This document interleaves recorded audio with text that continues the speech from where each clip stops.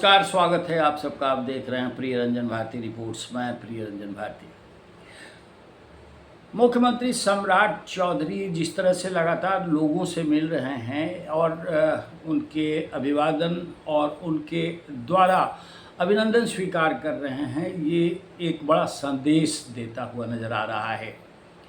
लेकिन इन सब के बावजूद जिस तरह से उन्होंने ये एक मुस्लिम समाज के व्यक्ति द्वारा टोपी पहचाने जाने को लेकर के संदेश दिया और उनका सम्मान देना आपने स्वीकार करते हुए उसे हाथ में ले लिया, वो भी एक संदेश देता है कि वो किसी धर्म के प्रति आदर रखते ज़रूर हैं, लेकिन भाजपा को जो सिद्धांत है, भारतीय जनता पार्टी जिस तरह से लेकर के चीज़ों को चलती रही है, उस दृष्टि से वो अपने आप को धर्मनिरपेक्षता की छाप पे बांधे रखना चाहते हैं और ये बड़ा संदेश देता हुआ नज़र आ रहा है।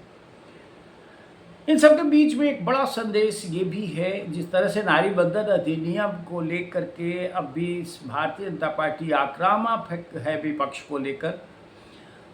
उन्होंने प्रेस कॉन्फ्रेंस की और पार्टी मुख्यालय में एनडीए के बाकी सहयोगी दलों के साथ, महिला नेताओं के साथ जिस तरह से उन्होंने संवेदनशील माहौल में प्रेस कॉन्फ्रेंस की और मीडिया को लेकर के अपने बातें रखी, उससे भी ये एक संदेश गया है कि अभी एनडीए एकजुट है पूरी तरह से और एनडीए अभी कैबिनेट का विस्तार होना बाकी है। नई इस सरकार के कौन कौन से मंत्री होंगे, चेहरा अभी सामने नहीं आया, लेकिन पुरानी सरकार के लेसी सिंह जैसे पुराने कद्दावर नेताओं को लेकर आज जो प्रेस कॉन्फ्रेंस की उन्होंने पार्टी मुख्यालय में, उससे ही एक संदेश दिया गया है कि एनडीए एकजुट है और इसी एकजुटता में सरकार की गतिशीलता बनी रहनी है। इन सब के बीच में एक संदेश अभी जो गया है पहले से, वो पार्टी किस तरह से किनारे है सम्राट चौधरी के नेतृत्व को लेकर के। सम्राट चौधरी का मुख्यमंत्री बनना जिस तरह से नाटकीय ढंग से, हालांकि ये पहले से तय था, लेकिन जिस तरह की कोशिशें हुई और भारतीय जनता पार्टी के मूल लोगों को किनारे कर दिया गया और जितने लोग आहत हुए हैं वो अब सर चढ़कर बोलने लगा है, वो अब सामने दिख रहा है और उसकी छाप भी सुनाई सर्व जगह पड़ने लगी है। मैं ये कह रहा हूँ कि विजय सिन्हा जो नंबर 2 थे कैबिनेट में, नीतीश कुमार की कैबिनेट में, वो पहले विधानसभा अध्यक्ष भी रहे और उन्होंने ही सम्राट चौधरी को मुख्यमंत्री नेता विधायक दल बनाए जाने का प्रस्ताव विधायक दल की बैठक में रखा था, यानी वो खुल करके कह भी चुके हैं। वो एकदम से सिरे से पूरी तरह आउट दिख रहे हैं।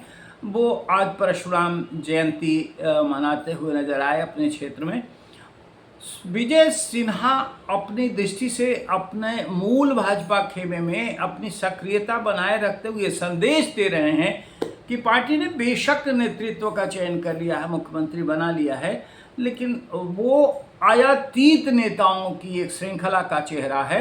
भाजपा के मूल के लोगों को अभी भी ये बात पच नहीं पा रही है। ये जिस तरह से राधा मोहन सिंह को केंद्रीय नेतृत्व ने कमान कसने के लिए उनकी निगरानी में लोगों को एक बड़ा प्लेटफॉर्म दे दिया है, उससे भी ये बात आसानी से समझ में आने लगी है कि भारतीय जनता पार्टी का वो प्रदेश नेतृत्व इस मामले में अभी भी बहुत हद तक अपने मन को नहीं साध पा रहा है कि हमने अपना मुख्यमंत्री अपने नेता को बनाया है। यानी पार्टी में अभी जो कलरव शुरू हुआ था वो उसका पटाक्षेप नहीं हुआ है, वो और गति पकड़ता हुआ दिख रहा है। हालांकि दूसरी तरफ देखिए कि जो लोग सत्ता की रेवड़ियां चाटने वाले हैं, चाहे सत्ता लालू प्रसाद यादव की रहे, नीतीश कुमार की रहे या अब सम्राट चौधरी की सत्ता रहे, उनकी सरकार में फिर से रेवड़ियां चाटने के लिए वो लोग लामबंदी शुरू कर चुके हैं और उनकी सक्रियता सम्राट चौधरी के इर्द गिर्द दिखती बन रही है।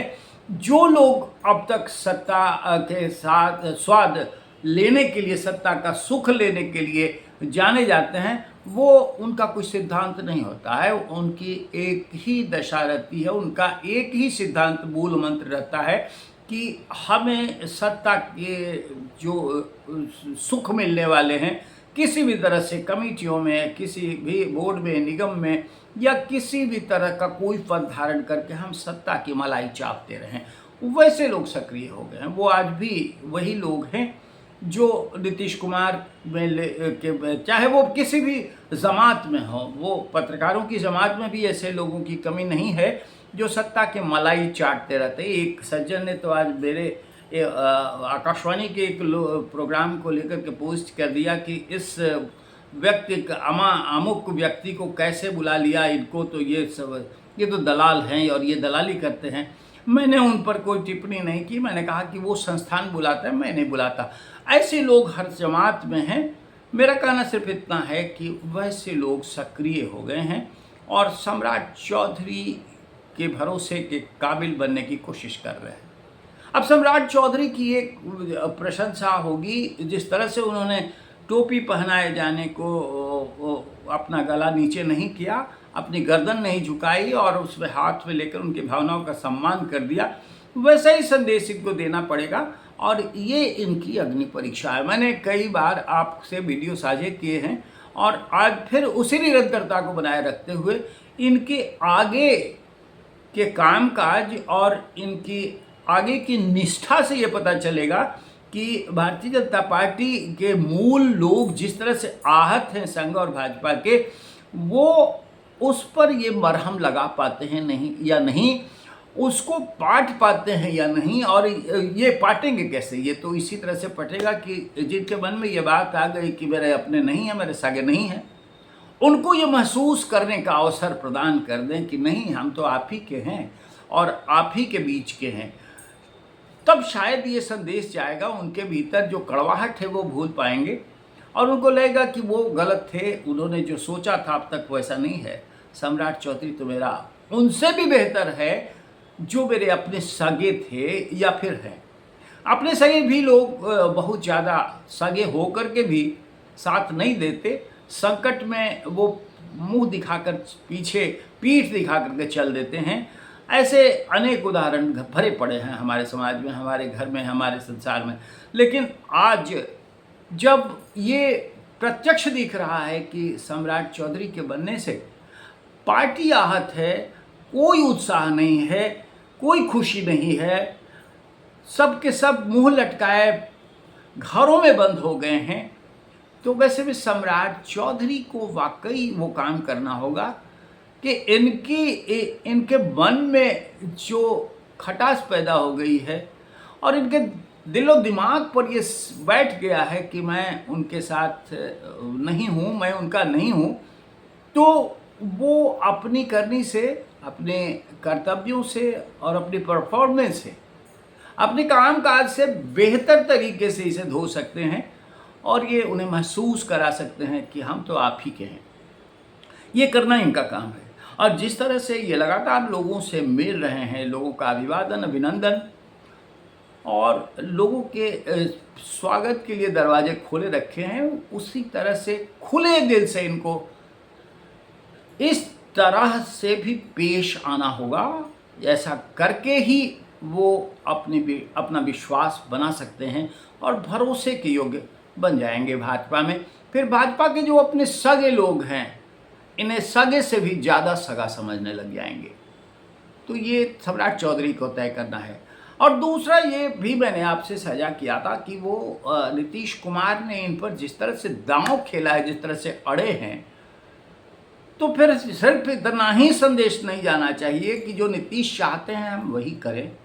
नीतीश मॉडल चलेगा, वो का विकास का मॉडल चलेगा और जिस तरह से जाति गणना का एक समावेशी जो उपस्थिति, जिस तरह से एक बिहार में प्रयोग किया गया जाति गणना के बाद, उन लोगों को आरक्षण दिए गए, सर्व समाज की एकता का बल लेकर के नीतीश कुमार ने चलने की कोशिश की।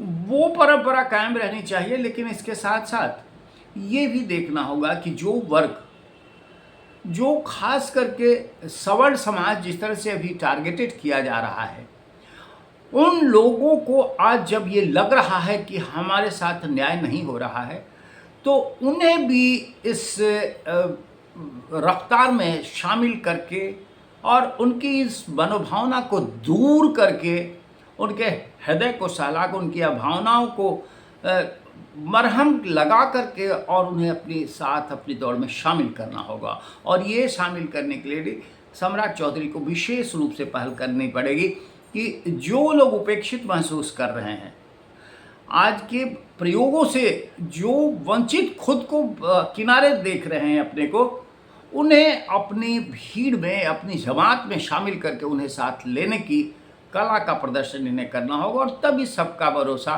सबका विश्वास, सबका विकास और सबका साथ ये ले पाएंगे।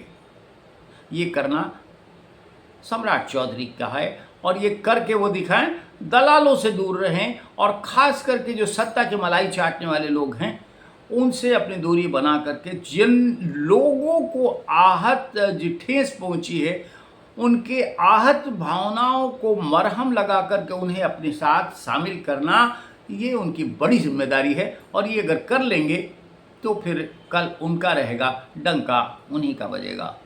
आज के अंक में बस इतना ही। हम आपसे निवेदन करेंगे कि इस पर प्रतिक्रिया कमेंट बॉक्स में ज़रूर दीजिए। हमारे चैनल को सब्सक्राइब नहीं किया है तो करिए, लाइक कीजिए, शेयर कीजिए। फिर मिलते हैं। नमस्कार।